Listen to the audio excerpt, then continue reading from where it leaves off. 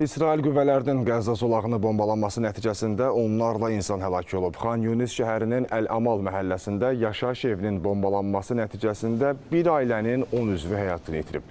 Qurbanlar arasında müstəqil fəaliyyət göstərən qadın jurnalist İslam Məqdad da var. Fələstin Jurnalistləri Sindikatının məlumatına görə isə Qəzzada 2023-cü ilin oktyabrından başlayan hərbi əməliyyatlardan bugünə kimi 200-dən çox jurnalist həlak olub. İsrailin baş naziri Benyamin Netanyahunun Birləşmiş Ştatlara səfəri başlayıb. Macaristana səfərini başa vuran baş nazir bazar günü birbaşa Budapeştdən Vaşinqtona yola düşüb.